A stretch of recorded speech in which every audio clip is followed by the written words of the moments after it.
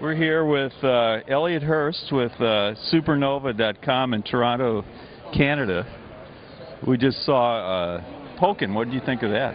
I thought it was great. I love the simplicity of it. Yeah.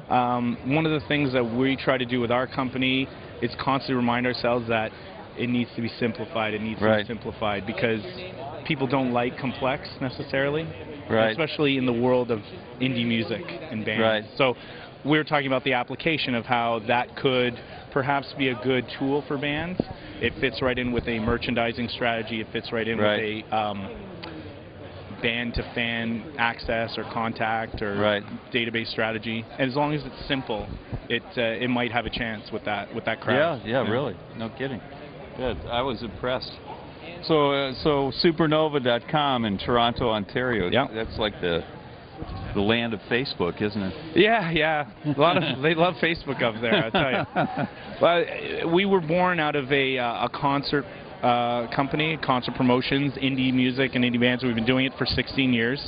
And a couple of years ago, we realized we had this fantastic community, but it was all live bricks, bricks and mortar, and you know, our website and our web efforts to that point had been just to promote the company. And we decided, you know what, we've got this community here. Let's turn it on its ear, and we basically took what we had live and developed it into a social network for indie music with a penchant for creating opportunities and live gigs for the actual band members. So now it's bricks and clicks in the truest sense, because we actually promote our own bands, and we give them opportunities to promote their own shows on Supernova as well. So it's a really sort of like a it's a helping hand is what it is. So if you had Pokin, what would you do with it? Well, one of the key things for bands to understand is that bands are a brand today.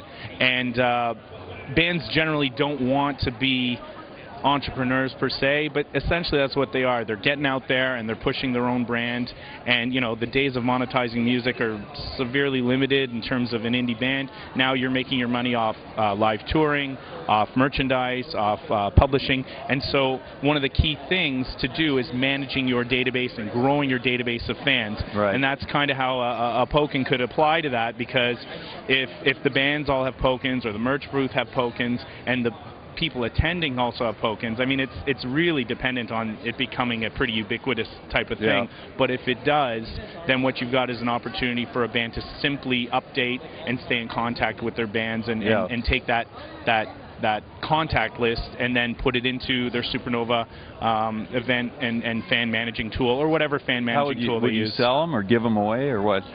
I got to know how expensive they are. That's a good idea, actually. I could just make a whack of Supernova.com Pokins and give them to bands and fans. It could be an opportunity there. So what's going on in Toronto these days? Well, in Toronto, it's a little bit colder than here, I gotta say. But you know, Toronto's a very vibrant city. It's the 4th largest city in North America. It's definitely the largest city in Canada, and there's a lot of arts and culture and media and new media happening there as well. So we feel very lucky to be there. You know, for a company like ourselves, there's a huge live concert background in the world of live concerts, all stemming from Toronto. Like a lot of the key people from Live Nation are from Toronto. A lot of the big, you know, Michael Cole. You know, there's a lot of sort of awareness for live music coming out of Toronto. So we kind of feel like we're in that sort of that second generation. And our goal is to take Supernova and utilizing the live concerts, which we produce about 250 of them in clubs across North America, is to make that a North American-wide brand. Great. So how do you like Austin? I love it. This is my first time here. Have you gone out to eat at all? No. I've been doing panels. Just panels. And, well, you know, we have a leg in interactive and music, so I came a little bit late on the interactive, and then I'm going to stay all through music. So because I've got, you know, the Canadian barbecue coming up, which is the Canadian government inviting all the Canadians into the back into the fold and networking opportunities there. Where's that going to be? Oh, geez, I don't know. I can't remember the venue. It's today? No, I think it's Tuesday or Wednesday. Tuesday I don't know. or Wednesday. You know, there's so much stuff on my calendar. It's impossible to do everything here. Just pick the ones you really, really want to go to, and then it's kind of like, it's kind of like backpacking through Europe. Right. Is what I liken it to. Everybody's so friendly. Everybody wants to talk business opportunities and networking and want to talk, but there's so many things to do. There's so many countries to go to. It's crazy here, but it's amazing, and I've never been to anything like it.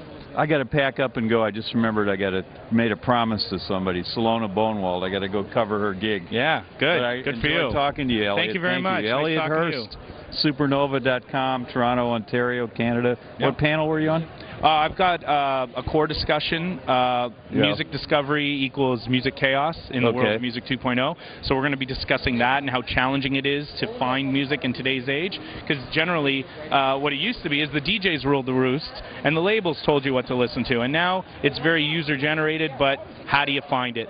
And I'm also a judge on the Microsoft BizSpark Accelerator first year. Great. Yeah.